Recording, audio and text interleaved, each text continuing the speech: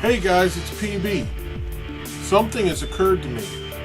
There's a lot of people out there that call themselves followers of Christ.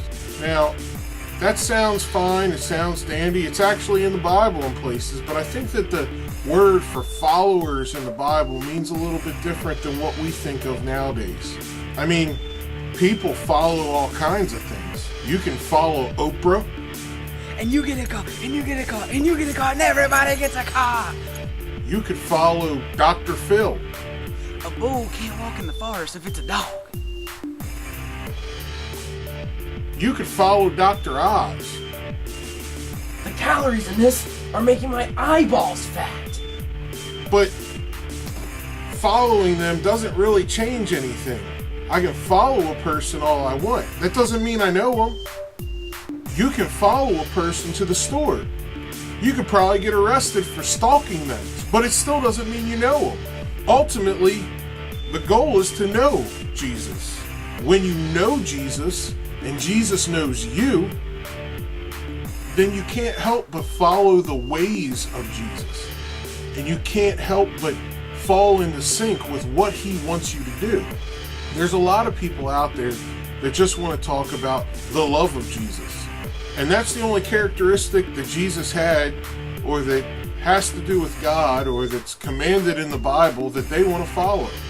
And then there's a lot of people out there that want to talk about the wrath of God, hellfire and brimstone, and ruling the nations with an iron scepter. And that's the only characteristic that they want to talk about. God doesn't just want you to embody one characteristic of him. He wants you to capture the entirety of what's written in the Bible. You can't read the Bible and exclude the Old Testament and think that just the parts of the New Testament that you want to believe is true, and then have some make-believe idea that the Bible is just butterflies, rainbows, and sparkling vampires or something. It's a lot more than that. And then again, you can't just think that the Bible is about flooding the world to get rid of all the scum and sending people into slavery, because it's not just about that. It's about a lot more. The main thing is to get to know Christ, because Jesus came to bridge the gap between man and God.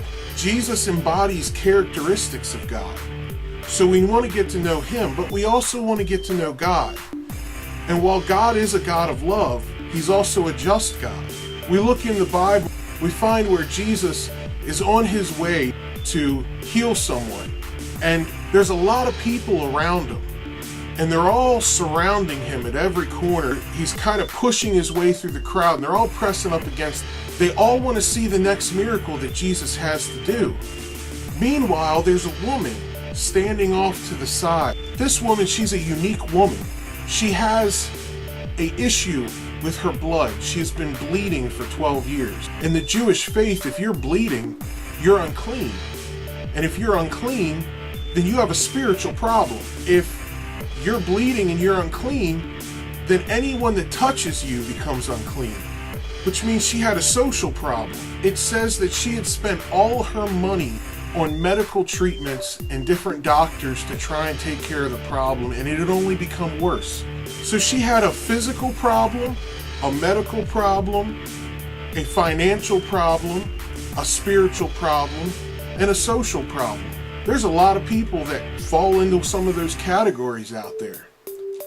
This woman, instead of jumping into the crowd and pressing up against Jesus like everybody else was, she said in her heart, if I can just touch the hem of his garment, I know I will be healed. And so this woman gets down on her knees. The hem of his garment is along the bottom of his robe, so she would have to be close to the ground. She gets close to the ground and just reaches out, pushing through the crowd. I could only imagine that with all the people pressing up against Jesus, that she probably got kicked, stepped on, and she reaches out and touches the hem of his garment, and instantly she is healed. And then Jesus says, "Who touched me?" His disciples are standing there and they go, "Master, everybody's pushing up against you. Everybody's touching you." And he says, no, someone touched me and I felt power go out from me. The woman finally stands up and admits, I touched you. And Jesus doesn't condemn her. He loves her. And he tells her that she is healed because of her faith. So the question I would have for you is, do you want to just be a part of Jesus' entourage? Is it just about you being seen as a Christian? Is it just about you seeing what's going to happen, what God's going to do? Or are you just pushing up against God and pushing in as hard as you can just to see if you can get something out of Him? Or are you going to get on your knees, and although you might get kicked, you might get hit, you might get pushed, you're going to reach out and grab the hem of His garment, and then you're going to gain a relationship. You can be a follower of Jesus if you want. I'll follow Jesus' example. I'll follow God's example. But I don't want to be a part of Jesus' entourage. I want to be His friend.